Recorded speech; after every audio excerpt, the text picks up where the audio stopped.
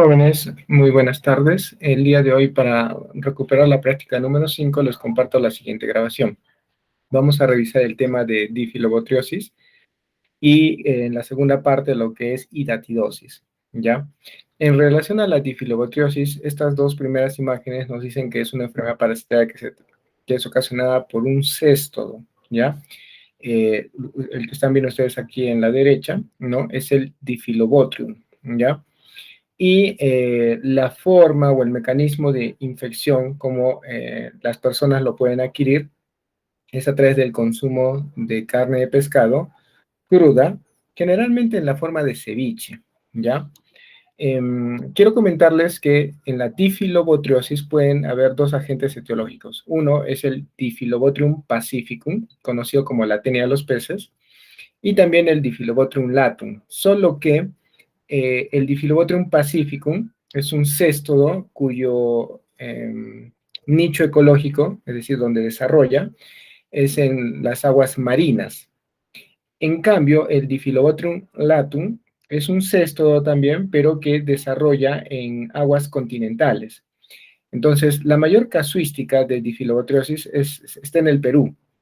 Hay reportes también en el norte de Chile o en el sur de Ecuador, pero la mayor cantidad de casos son en nuestro país. Ahora, tampoco es que sea muy frecuente esta parasitosis, porque miren, desde 1950 hasta la actualidad se conocen poco más de 1000 casos humanos. Y van a ustedes observar que además es una zoonosis, es decir, es una enfermedad parasitaria de animales que el hombre lo adquiere de manera accidental. En relación al Difilobotrium latum, en nuestro país no está reportado, ¿ya? Lo está en países del continente asiático y en Sudamérica, en Chile, Argentina y Brasil, ¿no? Que son países que se dedican a la crianza de peces en piscigranjas, ¿no? Pero en zonas de agua dulce, ¿ya? Por ejemplo, cuando hay crianza de truchas, cuando hay crianza de salmónidos en general, ¿no? Muy bien. Entonces, si ustedes buscan en la bibliografía, también van a encontrar que el término Adenocephalus pacificus es sinónimo de Difilobotrium pacificum, ¿correcto? Muy bien. Les he mencionado en alguna ocasión que los céstodos, de acuerdo al tipo de Scolex, pueden estar clasificados en el grupo de los Cyclophilidae, ¿ya? Cuando en el Scolex encuentran ventosas, o pueden estar en el grupo de los Pseudophilidae, cuando en el Scolex ustedes van a encontrar bótrias, ¿ya? Y las bótrias son como hendiduras longitudinales. Y justamente el Difilobotrium pacificum es un cesto que está dentro de este grupo. ¿Por qué era importante esto? Porque los cestos que están en este grupo, el patrón de vida es el siguiente. Hay un huevo, hay una larva procercoide, hay una larva plerocercoide y finalmente el estadio adulto, ¿ya? Entonces vamos a ver en detalle cada uno de estos estadios. En relación al huevo, tiene una forma ovoide, mide unas 60 micras de largo por 45 de ancho, y lo característico es que son huevos operculados, es decir, en uno de los polos tiene una tapa, que le llamamos opérculo, y en el otro extremo presenta un abultamiento o protuberancia, ¿ya? Incluso vean ustedes aquí en el lado derecho una imagen de microscopía electrónica de barrido, donde claramente podemos ver el opérculo y el nox o protuberancia.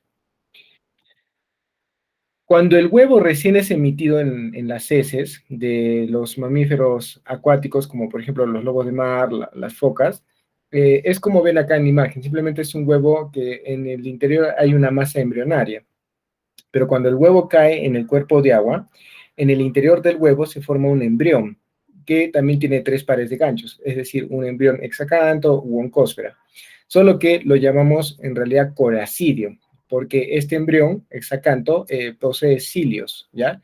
Cilios a partir de los cuales sale a través del opérculo y comienza a nadar libremente en el cuerpo de agua. Entonces, cuando viene el copépodo, el microcrustáceo, se alimenta, o sea, se infecta en realidad con este coracidio, y el coracidio en el interior del copépodo se va a convertir en el primer estadio larval, que se llama larva procercoide. Esta de aquí es una larva procercoide, ¿no? Como este es un microcrustáceo y suele ser parte del zooplancton, existe peces como la anchoveta, que son peces planctónicos. Entonces se alimentan justamente del zooplancton, del fitoplancton, y el problema es que pueden alimentarse de estos microcrustáceos y de esa forma infectarse. Es decir, el pescado se infecta con la larva procercoide que estaba dentro del copépodo. Y esa larva procercoide, ¿no?, dentro del pescado se va a convertir en el siguiente estadio larval, que es la larva plerocercoide. Este es el segundo estadio larval, y la anchoveta sería el segundo hospedero intermediario, ¿no? Porque vemos que el microcrustáceo alberga un estadio larval y el pez también alberga un estadio larval, ¿no? Entonces, ambos son hospederos intermediarios.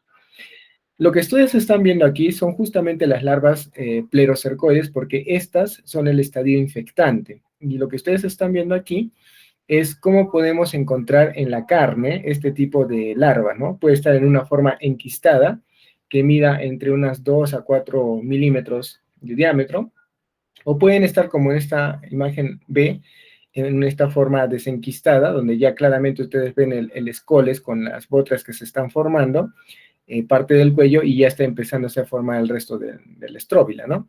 Pero todavía este es un estadio larval, ¿ya? Cuando está desenquistada puede medir entre 4 o puede llegar incluso hasta 22 milímetros. Entonces, tendrían ustedes que aprender a identificarlo bajo la forma enquistada o bajo la forma desenquistada, ¿no? Sin embargo, las principales localizaciones en el pescado es a nivel de las vísceras, a nivel del peritoneo, en la pared del estómago, fuera de la pared intestinal, en las gónadas, pero normalmente no se encuentra en la musculatura. Y esa es una de las razones por la cual no es una parasitosis frecuente. Pero cuando la larva logra alcanzar la musculatura y a partir de esa se elabora el ceviche, sería la forma en la que la persona se puede infectar, ¿no? Muy bien. Bueno, después de la larva plerocercoide tenemos el estadio adulto, ¿no? Y claramente en esta imagen de la izquierda nos podemos dar cuenta que se trata de un cesto, es decir, un helminto aplanado dorsoventralmente, que tiene el aspecto de una cinta y además es segmentado. Este es el escólex, ¿ya? Y acá lo están viendo el escólex a mayor aumento, donde claramente vemos las bótreas, ¿no? Estas son las bótreas. Incluso si ustedes vieran este escólex en vista apical, claramente verían que estas hendiduras constituyen las bótreas, ¿ya? Muy bien, entonces tenemos el escólex, tenemos el cuello y tenemos la estróbila. Y observen que la estróbila, que está formada por proglótides inmaduras, proglótides maduras y proglótides grávidas, todas ellas siempre terminan siendo más anchas que largas, más anchas que largas, y acá, bueno, acá ya se mantiene, ¿no?, que son más anchas que largas, pero bueno, no tan pronunciado como en las primeras. Bien, entonces, lo que están viendo ustedes acá en la imagen debajo del escólex es una proglótida inmadura, donde claramente nos damos cuenta que no hay una estructura diferenciada, recién está en proceso, pero también notamos que no hay poros laterales, y es porque los poros están en un atrio genital que está en posición central, ¿listo? Lo que están viendo aquí en la derecha es ya una proglótide madura, donde está el aparato reproductor masculino y femenino desarrollado, y acá les puedo mostrar. Verán ustedes, por ejemplo, los ovarios, el ootipo, ¿no? Solo que las glándulas vitelinas están alternadas con los testículos, ¿ya? O sea, hay varias glándulas vitelinas alternadas con los testículos, ¿no? Vean que el ootipo está conectado por un lado al útero, y el útero tiene una forma en roseta, ¿ya? Esa es la característica, útero en roseta, que también lo van a ver en las proglótides grávidas, solamente que este útero ya está lleno de huevos, ¿no? Pero sigue siendo un útero en roseta, esa es la característica. Muy bien. En relación al ciclo de vida, no olviden, se trata de una zoonosis, es decir, la enfermedad es propia de los animales, ¿no? Principalmente los hospederos definitivos son los lobos marinos o las focas, ¿ya? Y en ellos está el estadio adulto, ¿no? Y otros hospederos que hacen parte del ciclo son los microcrustáceos, los copépodos, ¿ya? Ese es el primer hospedero intermediario, y los peces planctónicos como la anchoveta, ¿no? Estos también son hospederos intermediarios. En este ciclo podemos hablar de hospederos paraténicos, que son principalmente pescados carnívoros que se alimentan de peces planctónicos, ¿ya? La diferencia es que en los hospederos intermediarios, vean ustedes, en el caso del copépodo, él se infecta con un coracidio, pero el coracidio dentro del copépodo sufre un cambio y desarrollo y se convierte en el primer estadio larval. Lo mismo ocurre en el segundo hospedo intermediario. Él se infecta con una larva procercoide, pero dentro de él, esa larva procercoide sufre un cambio y desarrollo y se convierte en una larva plerocercoide. Pero en cambio, en los hospederos paraténicos, que son los peces carnívoros, ellos se infectan con larvas plerocercoides, pero la larva plerocercoide no sufre cambio ni desarrollo, se queda como larva plerocercoide. O sea, prácticamente este tipo de hospederos actuarían como transportadores, ¿no? El ciclo se completa cuando el lobo marino caza o atrapa este tipo de pescados, ¿no? Y se infectaría con las larvas pleurosarcoides. Finalmente en ellos desarrollan los adultos y esa es la forma en la que cerramos el ciclo de vida. Es un ciclo acuático, ¿no? Que se da en el fondo, en el mar, cuando hablamos de Diphyllobothrium pacificum, y en cuerpos de agua dulce cuando hablamos de Diphyllobothrium latum. ¿Ok? Muy bien. El hombre es un hospedero accidental, vean ustedes, ¿ya? Que adquiere la difilobacteriosis por el consumo de carne de pescado cruda en la forma de ceviche, ¿no? Entonces el hombre se infecta con la larva pleurosarcoide. Este de aquí es el estadio infectante. Y el hombre se va a comportar como un hospedero definitivo, ¿no? O sea, el hombre es el que es un hospedero accidental, pero que se va a comportar como hospedero definitivo. Es decir, en el intestino del hombre desarrolla el adulto. Otro hospedero importante es el definitivo también y accidental, es el perro, ¿ya? Que también se ha encontrado en el intestino de ellos adultos de Diphyllobothrium pacificum. Bien, entonces, hasta aquí llegamos con el tema de lo que es la difilobotriasis, y a continuación vamos a ver el tema de hidatidosis. Esta también es una zoonosis, ¿ya? Es decir, es una enfermedad parasitaria de animales. Pero en este caso, los hospederos definitivos son los cánidos, como los perros, es decir, en ellos van a estar los adultos de esta tenia, y los mamíferos herbívoros son los que principalmente van a albergar los estadios larvales, ¿ya? Que en este caso son llamadas las hidátides. Van ustedes a observar que el Scolex del Echinococcus granulosus, que es el nombre del adulto causante de esta enfermedad, tiene ventosas, por lo tanto es un Cyclophilidae, y ustedes saben que el patrón de vida de esos céstodos es huevo, como ustedes lo ven aquí, la larva, ¿no? Y el adulto. O sea, es huevo, larva y adulto. Y las larvas tienen su propio nombre, en este caso, hidátide. Entonces, ven ustedes aquí en el patrón de vida, este es el huevo, ya que es muy parecido al huevo de Tenia solium, de Tenia saginata.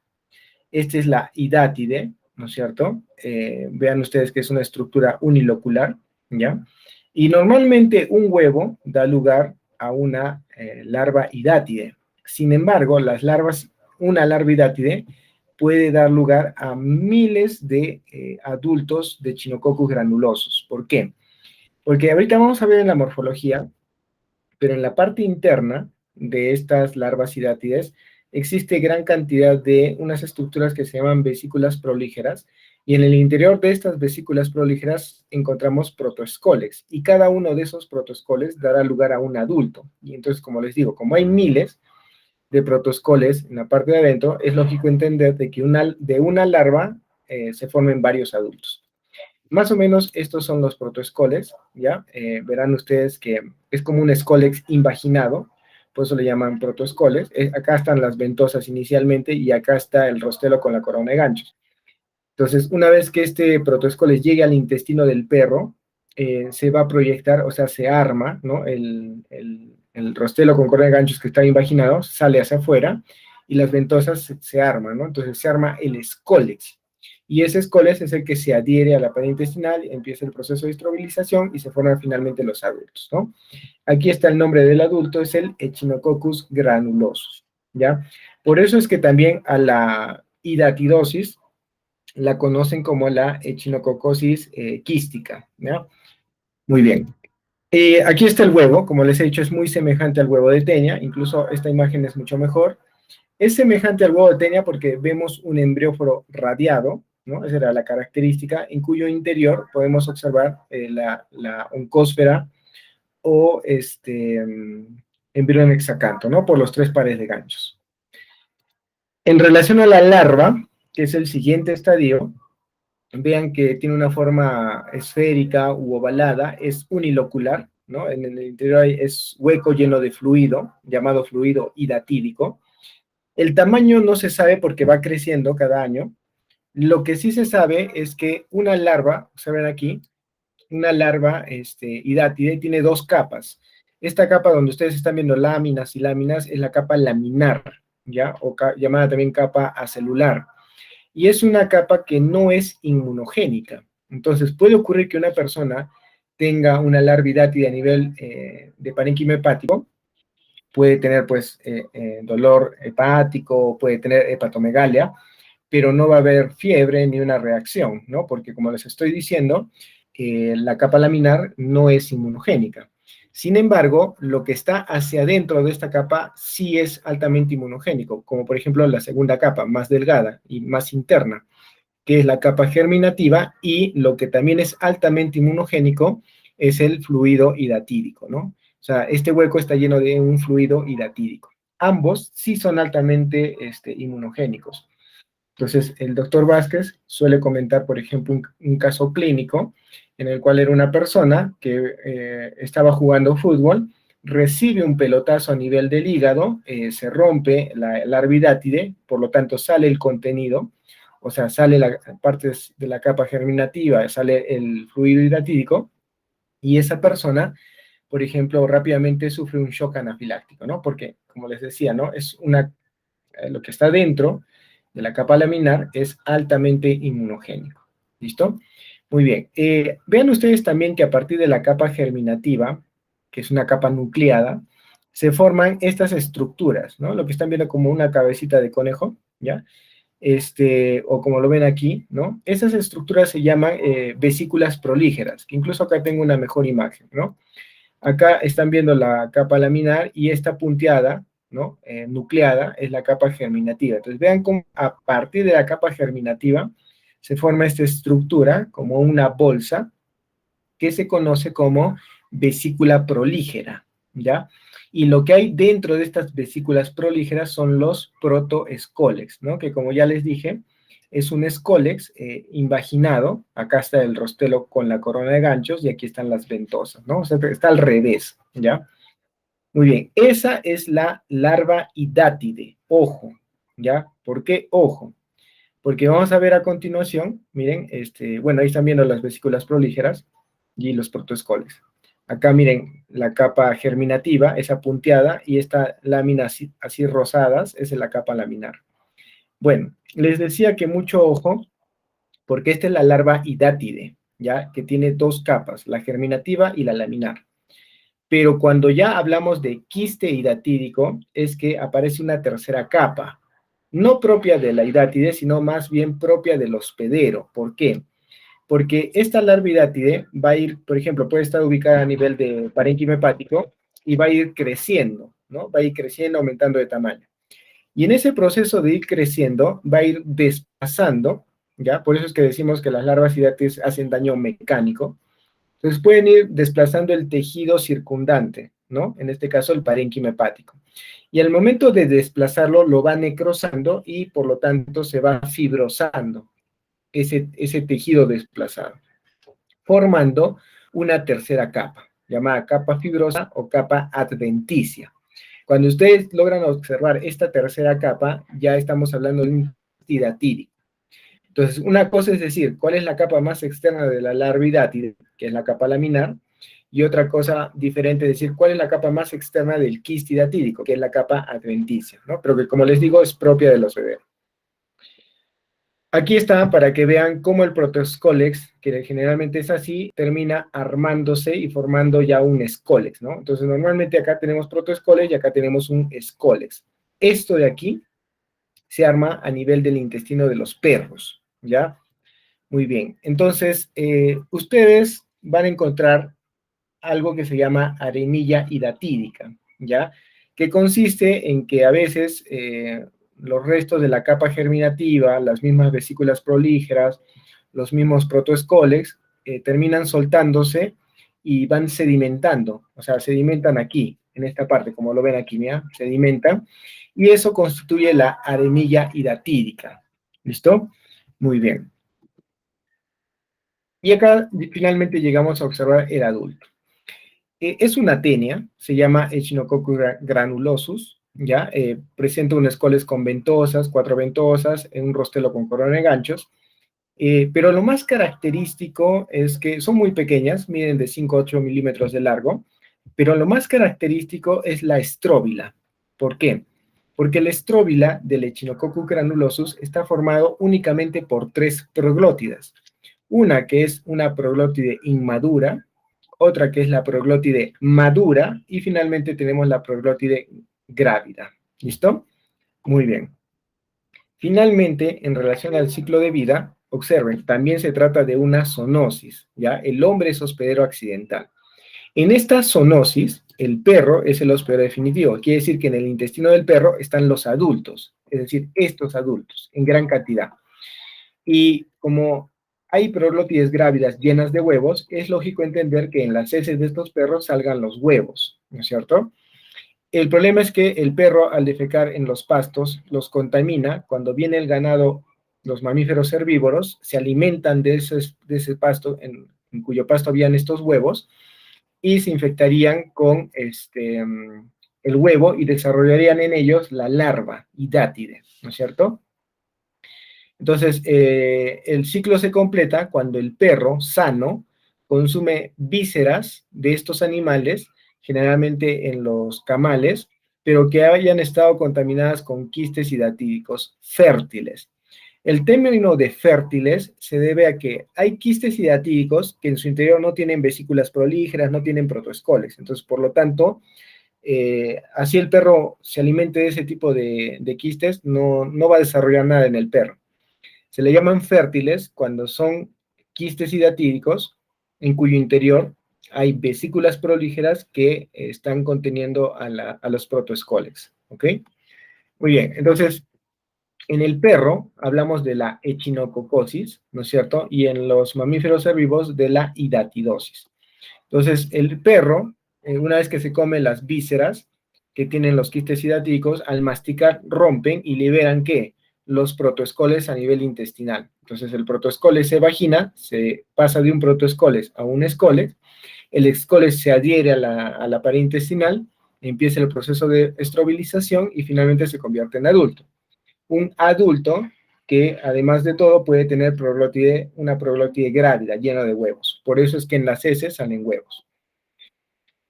Muy bien. Nos interesa conocer cómo es que el hombre adquiere la hidatidosis. Y el hombre la adquiere principalmente a través de la ingesta de huevos, a través de manos contaminadas, beber agua contaminada o comer verduras o alimentos mal lavados contaminados con estos huevos. Entonces, ¿qué ocurre con el huevo? El huevo llega al intestino, eclosiona, libera el embrión hexacanto, y este embrión hexacanto atraviesa la pared intestinal, el intestino delgado, atraviesa la mucosa, la submucosa, encontrará algún capilar y por vía sanguínea llegará pues a los diferentes órganos, ¿no? Pero los principales filtros se dan a nivel de hígado y pulmón, ¿ya? Y una vez que llega a los diferentes órganos, pierde los ganchos, se vesiculiza y empieza a llenarse de líquido, lo que es el fluido hidatídico. Y como ven aquí, va creciendo por mes 1 milímetro, y en ese proceso de ir creciendo va desplazando el tejido que lo rodea, ¿no? Dependiendo del órgano donde está localizado finalmente.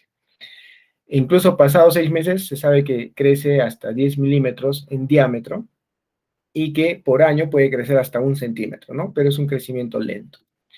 Bien, entonces, jóvenes, hasta aquí estaríamos al día. Les he dejado su guía para el día martes, esperaría que con esto completen, y les estoy colgando un video más, que es un repaso de las láminas del material de laboratorio que les hemos compartido. ¿Listo?